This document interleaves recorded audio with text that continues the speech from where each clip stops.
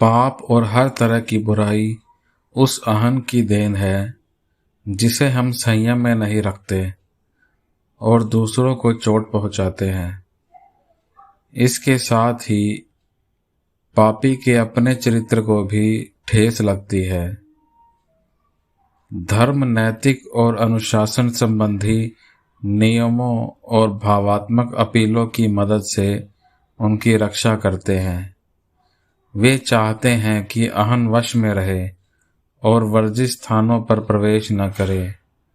हालांकि आध्यात्मिक पथ इतना सीधा व अद्भुत है कि अहं की भटकन स्वयं ही समाप्त हो जाती है।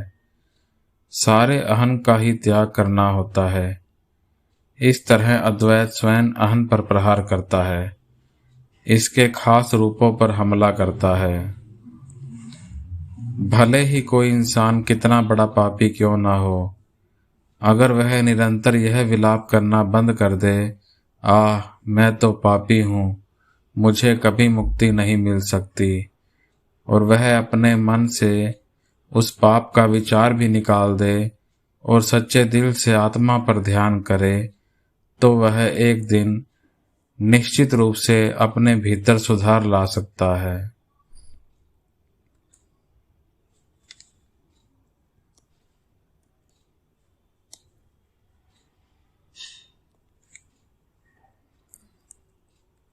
ठीक इसी तरह जो अनुशासन पूरी तरह से विचारों से परे जाने का लक्ष्य रखता हो, जो आत्मा का साक्षात्कार करना चाहता हो, उसे खास तौर पर बुरे विचारों पर नहीं, हर तरह के विचारों से परे जाना चाहिए। उसके लिए सारे विचार ही बाधा हैं।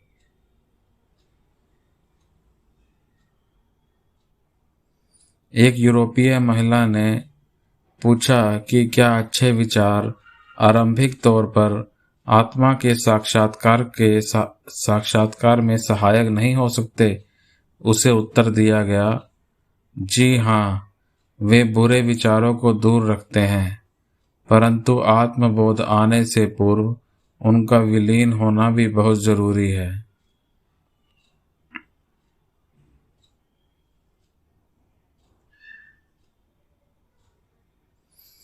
क्योंकि सत्व की गुणवत्ता ही मन का सत्य स्वभाव है। मन का विस्तार भी आकाश की तरह मेघों से रहित होना चाहिए।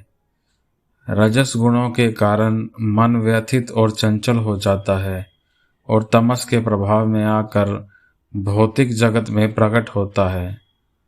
इस तरह जहाँ एक ओर मन व्याकुल होकर ठोस पदार्थ की तरह दिखने लगता है, वहीं दूसरी ओर आत्मा की ओर ध्यान नहीं जाता।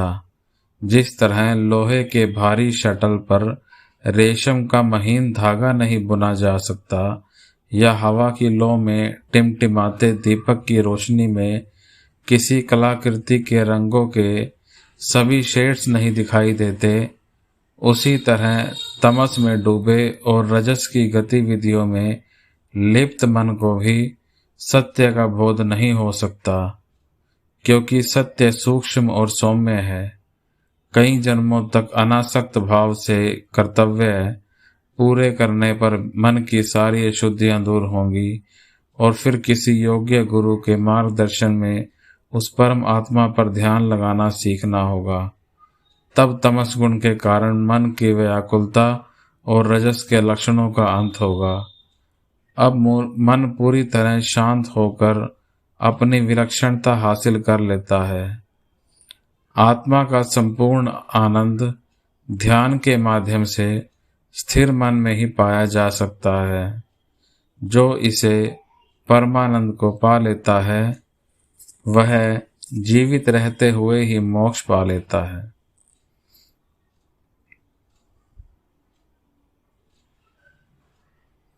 वे प्राय शुद्धता की आवश्यकता पर भी बल देते थे। कई बार आने वाला शिकायत करता कि वह इतना दुर्बल था कि अपनी निम्न प्रवृत्तियों पर रोक नहीं लगा पा रहा था। तब उसे कहा जाता कि उसे और कड़ा प्रयास करना चाहिए। उसे उसके स्वभाव के अनुसार कहा जाता कि वह पता करे निम्न प्रवृत्ति किसके भीतर है, या उसे प्रभु पर विश्वास बनाए रखने का परामर्श दिया जाता। भक्त, मैं एक पापी हूँ और कोई धर्म कर्म नहीं करता। क्या मुझे इसी वजह से पीड़ादायी पुनर्जन्म से गुजरना होगा?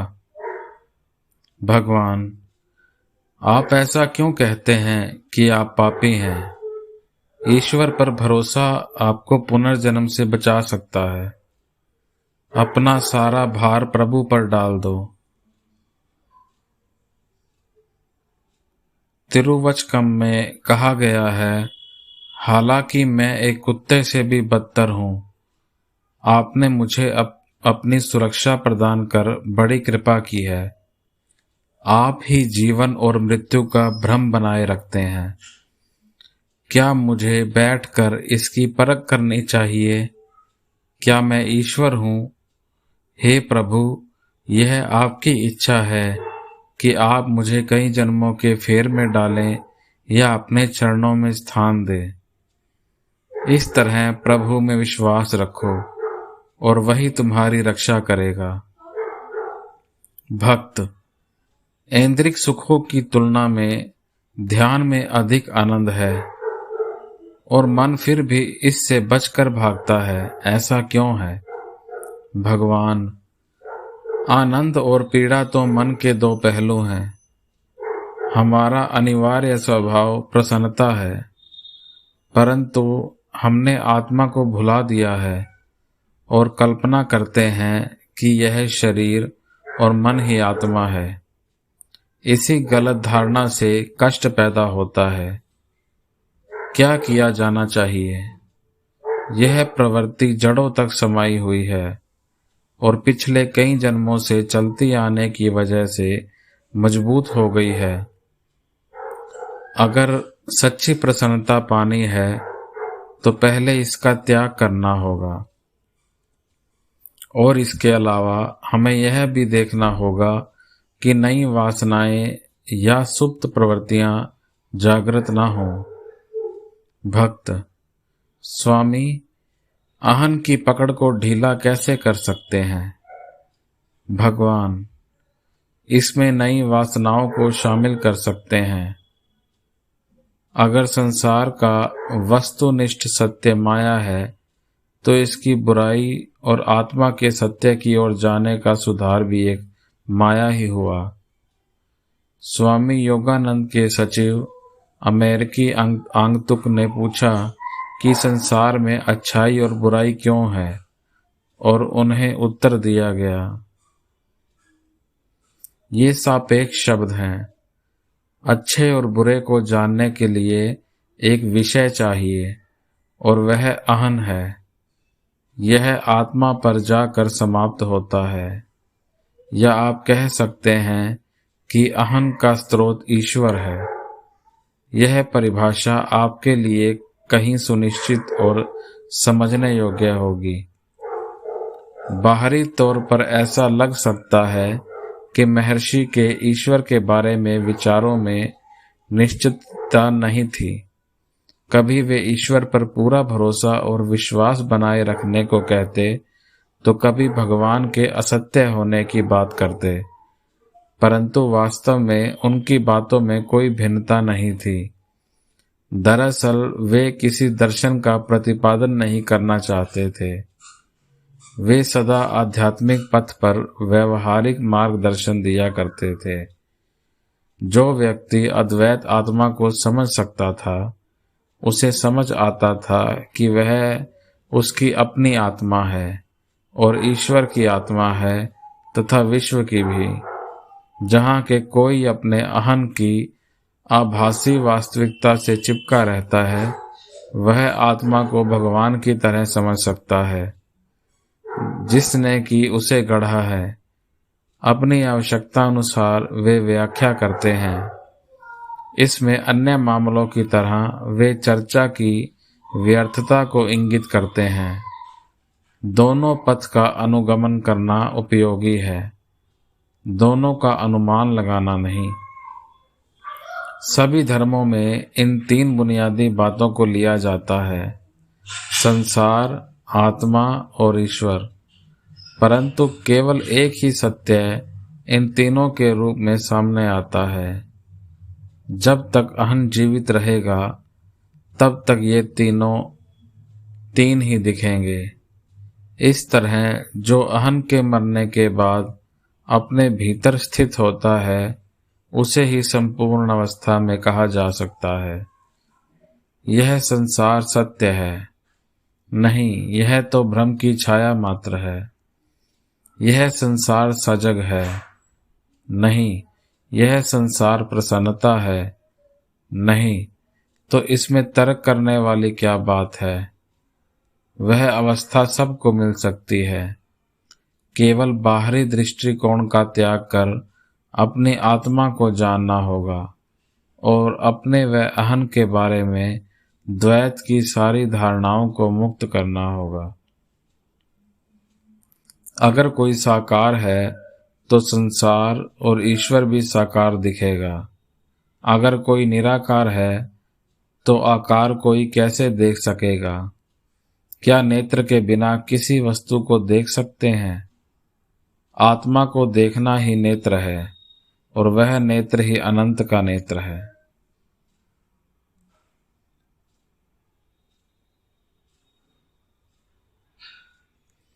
ब्रह्म को देखना या जानना नहीं है। यह दृष्टा, दृश्य और दर्शन के संबंध और ज्ञाता, ज्ञान और ज्ञेय से भी परे है। सत्य सदा वही रहता है जो यह है। हमारे भ्रम की वजह से ही इस अज्ञान और संसार का अस्तित्व है। ज्ञान और अज्ञान सत्य नहीं है। जो भी उनसे परे है, विपरीत के सारे जोड़ों से परे है, वही सत्य है। यह न तो प्रकाश है और न ही अंधकार। यह उन दोनों से परे है। हालांकि हम कई बार इसे प्रकाश और अज्ञान को इसकी छाया के रूप में संबोधित करते हैं।